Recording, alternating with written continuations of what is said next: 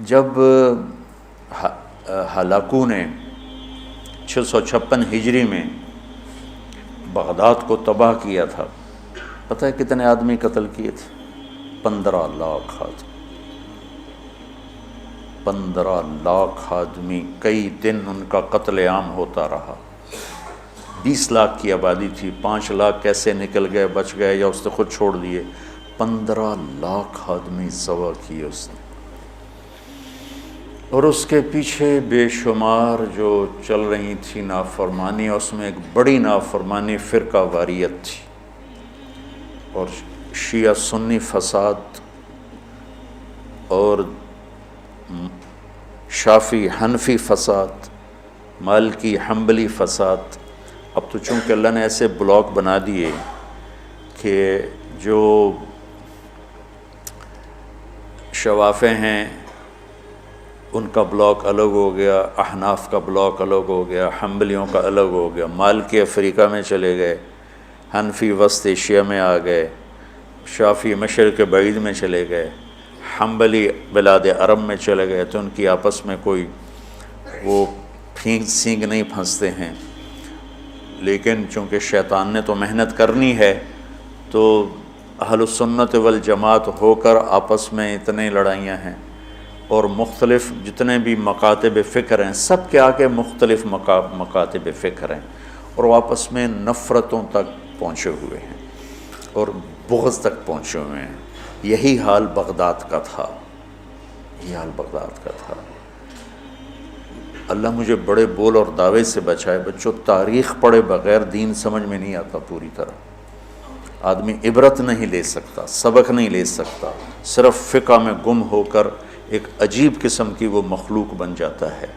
پورا قرآن سامنے ہو، پوری نبی کی سیرت سامنے ہو، تاریخ سامنے ہو، تو فیصلہ کرنا آسان ہوتا ہے۔ بغداد کو تحقیق کر دیا ہلاکو خان نے، کہ اس کے پیچھے بڑا سبب یہ آپس کے روزانہ مناظرے ہوتے تھے۔ 317 ہجری میں، 317 یعنی ابھی خیر القرون ختم ہوا ہی تھا، بغداد میں حنبلی اور غیر حنبلی مناظرے میں اس قدر فساد ہوا کہ سینکڑوں آدمی قتل ہو گئے، ایک دوسرے کی جان کے ایسے درپے ہوئے۔ دونوں طرف سے اہل سنت ہیں، لیکن ایک دوسرے کی گردنیں اڑا دی، اور یہ عام ہونے لگا۔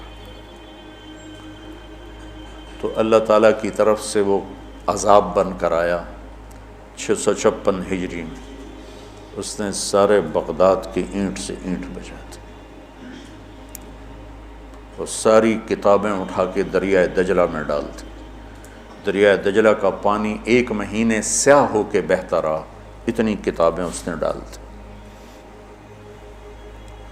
اور اللہ نے ایسا رعب ڈال دیا مسلمانوں پر کہ 40 آدمی کھڑے ہوئے ہیں، اور ایک تاتاری مغل کہتا ہے سارے یہیں کھڑے رہو، میں تلوار لے کے آ کے تمہیں قتل کرتا ہوں۔ اس کے ہاتھ میں تلوار بھی نہیں ہے، وہ تلوار لینے جاتا ہے، وہ 40 وہیں کھڑے ہوئے ہیں، بھاگتے بھی نہیں ہیں، واپس آ کر 40 کی گردن اڑاتا ہے۔ میں مستند کتابوں سے البدایہ سے آپ کو بتا رہا ہوں، کتابیں تاریخ کی بہت ہیں، اور یقیناً تاریخ کی روایت کا معیار قرآن و سنت سے کے برابر نہیں ہو سکتا ہے۔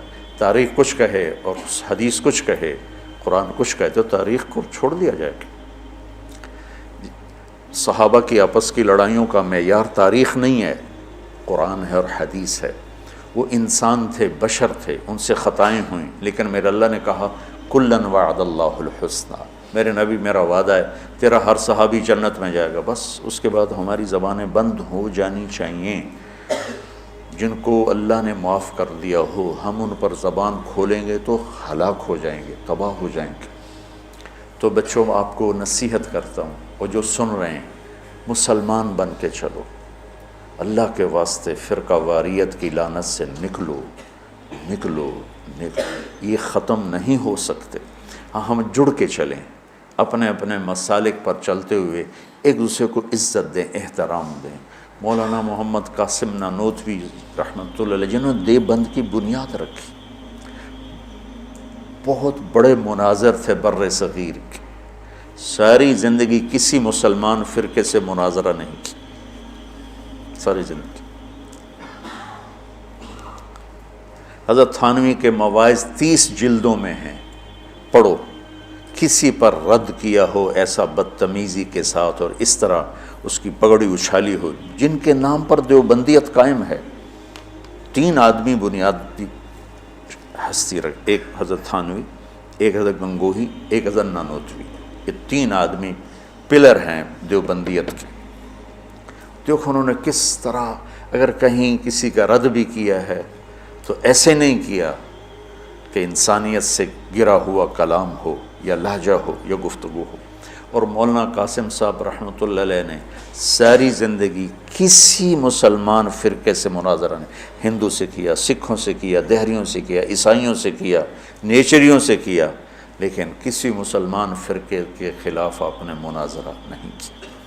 تو میں تمہیں نصیحت کرتا ہوں، امت پہلے ٹوٹی پڑی ہے، دین کا کام کرنا ہے تو وہ کرنا جو تبلیغ والے کر رہے ہیں، کہ سب کو جوڑ رہے ہیں، سب کو محبت کا پیغام دے رہے ہیں۔ اگر منفی کام کرنا ہے تو گھر بیٹھ جانا، یا ہم سے تعلق توڑ دینا، ہماری نسبت ہمیں واپس کر دینا، پھر جو تمہاری جی میں آئے کرتے رہنا۔ میں تمہیں مثبت کردار میں دیکھنا چاہتا ہوں۔ تو بچوں، تھوڑی سی زندگی ہے، نفرتیں نہ پالو، بغض نہ پالو،